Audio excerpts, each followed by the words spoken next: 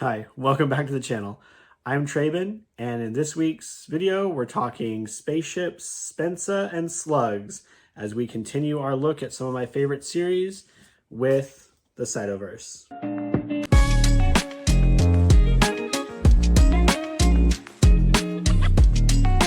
So the Cytoverse, or the Skyward series, is another book by Brandon Sanderson. I've covered a number of Sanderson's books on this channel, but this is the first time I'm going to do a deep dive into a series and kind of talk through my feelings on the series progression, the way that the story has developed, all the side stories and things that go into this universe. I'm going to do my best to avoid spoilers in this discussion of the series, but unfortunately, due to the nature of the second and third book, there are certain aspects that are just going to be impossible to discuss without at least spoiling some of the major events in the series. So if you have not read the Cytoverse, it's something that you're very much looking forward to, and you don't want any spoilers, you want nothing, you want no information about what happens in these books, then stop the video, come back after you've read it,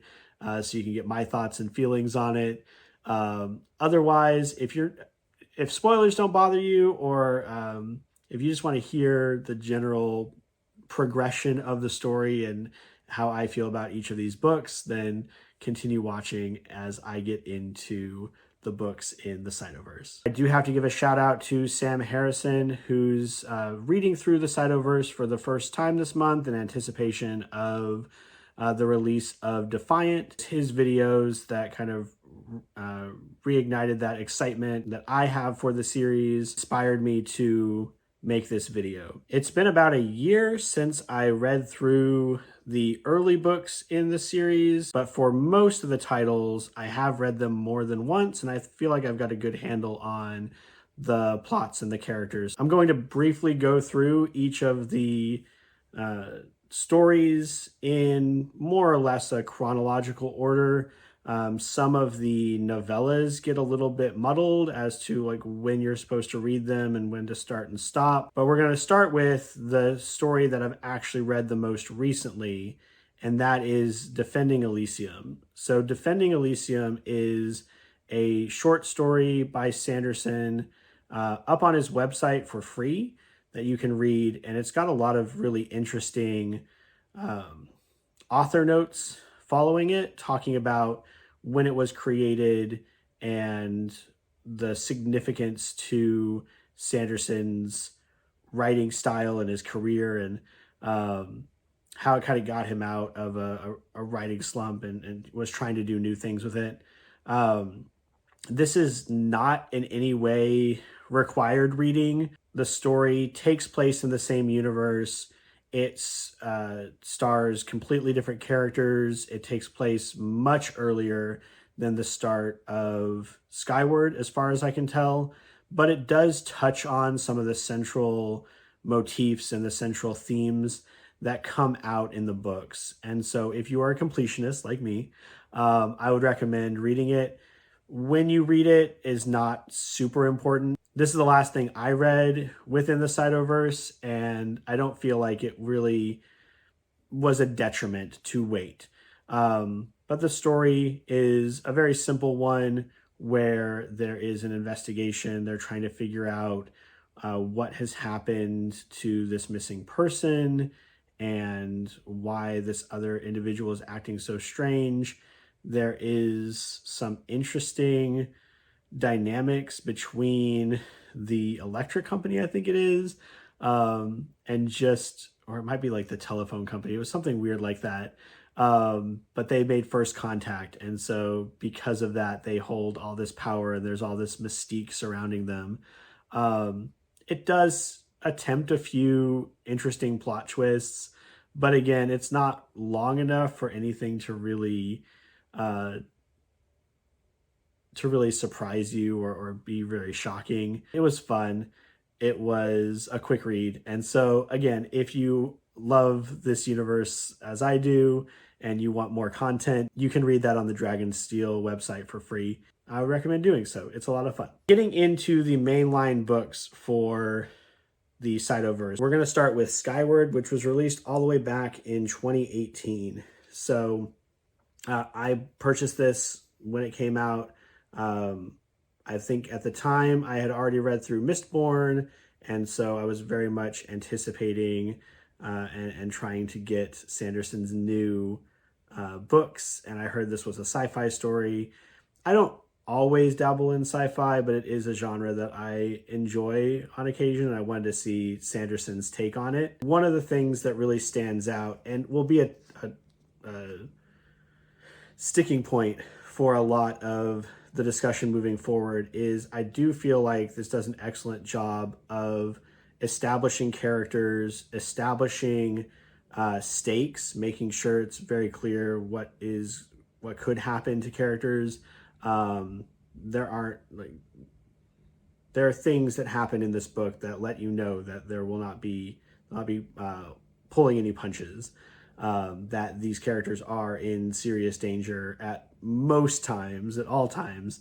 And so the dynamics between the crew, the Skyward Flight, which is the team that our main character Spensa finds herself on, are things that really resonate with readers of the series. And generally, the plot is that Spensa is an outcast in this society. Something happened with her father years ago that branded him a traitor, and she wants nothing more than to join the defenders of her planet. On Spensa's world, there is a alien force that always keeps them at a certain level. They don't outright attack and destroy humanity. Whenever the humans on this planet try to escape, get space travel, anything like that, this alien force comes down, eliminates that tech, destroys their base, and then leaves them alone. So Spensa wants to join the group that is the pilots that are defending the planet. And a lot of the early book just deals with her her oppositional defiance, her trying to overcome and try to figure out what happened with her father, and putting together this group of very disparate individuals, all with very distinct personalities. I feel like the characterization is very strong in here, and the feeling of a found family, especially the idea that not everybody gets along all the time, and using people's different skills effectively is really the draw of this book. Spensa also finds a ship in a cave that is much different than the technology that they have on their planet, and begins to try to repair it and get it fighting fit. And so that's another part of the conflict is she going to be able to repair this ship in time to turn the tide of the battle against the Krell, the alien force that is keeping humanity in check. There are some really shocking twists at the end, some very effective reveals about the true nature of the Krell, about Spensa's father, and about just the nature of the world that they find themselves on. But again, the heart of the book and the reason why I enjoy the series so much and why I've stuck with it for so long is because of Spensa in particular and the other members of Skyward Flight, just their interplay off of each other. It's all very entertaining. It's not hard science fiction. It's not very technical, although that does have very cool schematics of the ships and the way that the acclivity rings work. So it's their propulsion system for the ships, and that's all very neat, but it doesn't go into like the hard science of space travel or flight or anything like that. Sanderson followed up Skyward with Starsight. Starsight takes Spensa from her world into a completely different location. She is surrounded by aliens who she views as the enemy, and it's more of like an infiltration and espionage story rather than the outright action adventure of the first book. I really like Starsight, but I know there are fans who are upset that this takes the relationships built up in the first book and basically eliminates them, because Spensa's our only character that crosses the two books. I feel like there are occasional moments where we get something from another perspective or where she's able to communicate with them, but the vast majority of the book is in a completely different place. I really appreciated this one because I feel like it opens up the world building for the Cytoverse a lot, and I really liked the way that it took the Krell, took the alien races, and humanized them. I think it's a mark of a strong writer that they can introduce this antagonist character, and at least initially they seem very villainous and it seems very one-dimensional. And then as you start to learn about their society, as you start to learn about the individuals, there's more complication to that.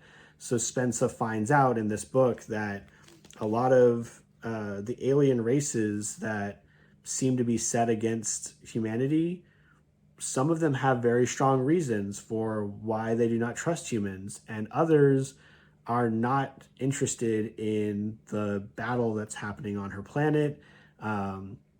Some don't want to be fighting against the humans. Most people, alien people, but most people just want to be living their lives. I feel like that's an important message to deliver, and I feel like it is one that really helps expand the world of Cytoverse, but I do understand where the criticisms come. Essentially, what happens in Starsight is that Spensa has to form a new crew out of this hodgepodge of alien races, because now she's part of this alien group that is being trained to attack the Delvers, which are these giant alien beings that seem to come and attack anybody who is using certain types of high technology. I find that very fun and interesting, and a great way to expand on the lore of the series, introduce these different alien forces, different alien races, and kind of talk about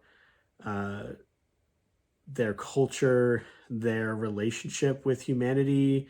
And some of these ideas are just wild and very intriguing. So you've got little, I want to say they're like hamster-sized aliens, and they have these ships that are like giant warships to them, but they're just like normal-sized ships to everybody else. So they're manned by a bunch of different critters. You've got an alien race that reproduces by the mother and father merging together and their personalities merging, and then if they don't like the form that their merged form takes, they can reverse it and try again. These alien races are used for different explorations of individuality, of cooperation, of conflict, and there's even within this book a human who was not from Spensa's planet, which is Detritus, I believe. They were born off that planet, even though most of humanity is now on Detritus. And so their worldview is very different from Spensa's, but in some ways they're the same. And so it's interesting seeing the dynamic now between who used to be viewed as villains and the societies that they come from, who the true villains are, how they present themselves, and I feel like it all really works. I enjoyed Starsight every bit as much as I enjoyed Skyward. I thought it was an amazing follow-up, and I really had a lot of fun seeing Spensa in this different role, where her assets in the first book, her kind of brazen attitude, her willingness to do very difficult things but very risky things, are now a detriment. They are a liability, because now she has to be subtle. She has to be very careful in how she approaches people and what she says. And so I feel like it did a really good job of doing like a fish out of water thing with a character we've already seen in a world that we've already established some rules to. And I thought that was a lot of fun. I will also say that the way that Sanderson continues to trickle out some information about how this world works, about the different characters in it, the technology and those types of things, is also a lot of fun, and I like that it spans several books. So next up in my reading journey of the Cytoverse was to read several of the stories from the Skyward Flight collection. Now, these are not actually written by Sanderson. They are written by Jancy Patterson, but I think based off of Sanderson's characters, and I think based off of Sanderson's notes of some of the things that were going on while Spensa is off-world, and the different things that the Skyward Flight that she left behind is having to overcome and deal with. I felt like overall these were very good. I enjoyed seeing some of the different perspectives from characters that we hadn't touched base with in a while. Figuring out when to read these stories can be a little bit tricky. I believe technically the last story should be read when you get through Cytonic, but you haven't read the epilogue of Cytonic. I don't recall if that's what I actually did. But I will say, unlike Defending Elysium, I do feel like these are going to ultimately be necessary reading, because it's important to know what the rest of the Skyward Flight, what the rest of Spensa's original crew is doing in the meantime between when she leaves in Starsight and when I assume she'll return in Defiant. So for two full books, Spensa is not on detritus. She is not with her team. And so I think it's important to know what Skyward Flight has discovered. They learn a lot of different things about the little slugs, which I haven't mentioned up to this point. A lot of the stories deal with these little slugs. Spensa finds this slug creature in the first book that accompanies her throughout the rest of the story. I believe she names it Doom Slug. And while she's away, the Skyward Flight has found another nest of these slugs and has learned a little bit more about the role that they play in the wider world, and the different things that they're able to do. And so again, I do think that this is ultimately going to be required reading to understand everything that happens in the series. And it being 3 novellas really does help with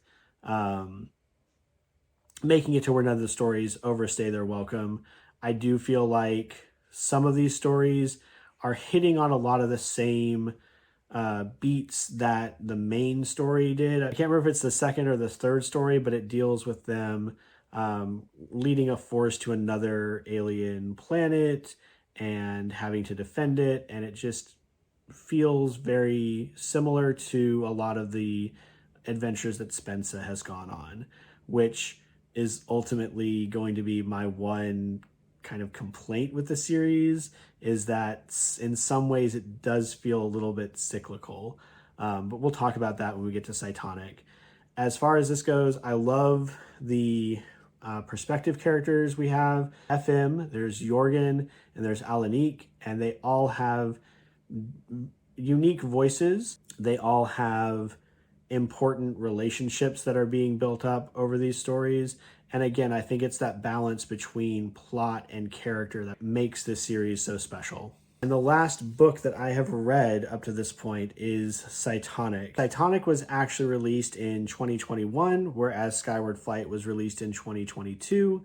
But I would recommend reading the Skyward Flight stories between the second and third book. Cytonic does suffer a little bit from a couple of different things. The first is what I mentioned a little bit earlier. The story is getting a little bit cyclical at this point. In this book, Spensa is traveling into the nowhere, this like space, this like negative space, and is having an adventure there.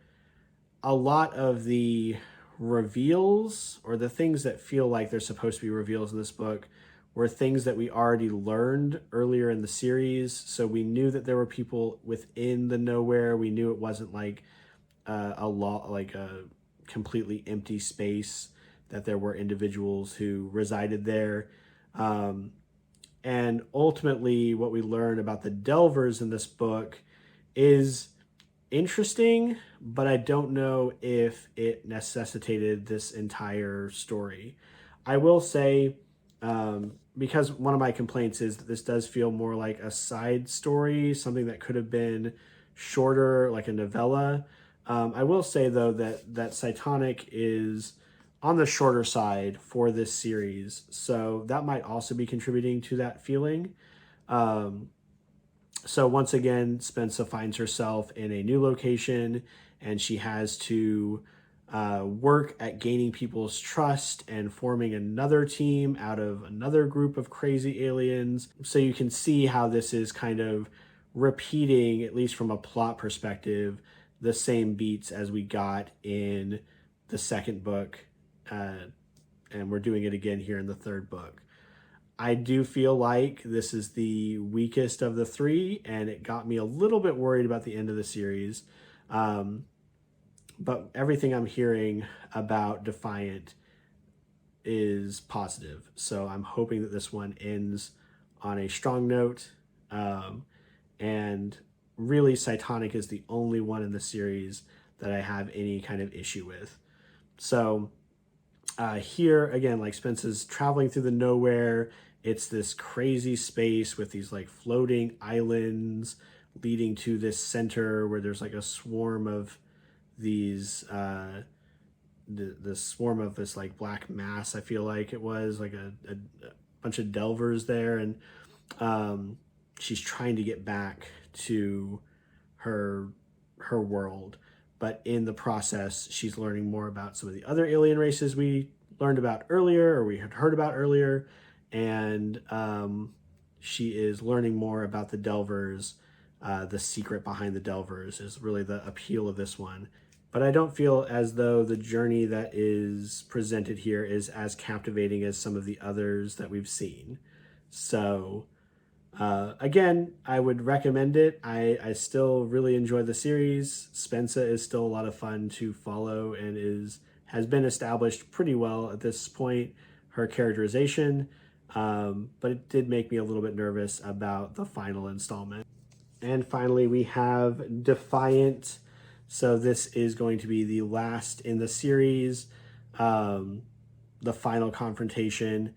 My assumption, given how the last few books have worked out, is that Spensa is going to have to unite her Skyward Flight, the group she met in the Superiority, and the group that she put together in the Nowhere in order to finally overcome the Delvers and stop the machinations of the true villain of the series.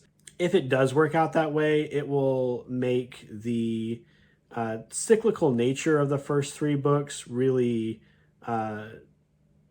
culminate in something that's very exciting and will have purpose for Spensa going from place to place, building up these teams. And so this is my guess, and my assumption is where we're going to head with this. But I literally just picked this up today, and it's going to be high on my reading list. So I'm going to go get this read pretty soon.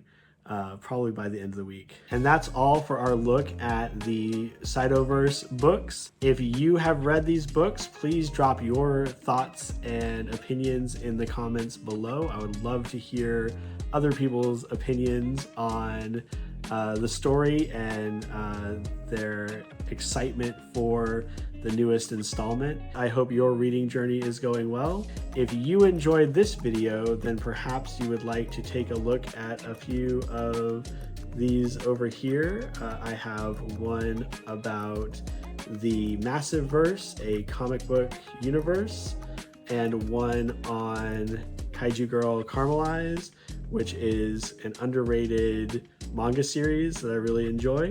Till the next one, take care.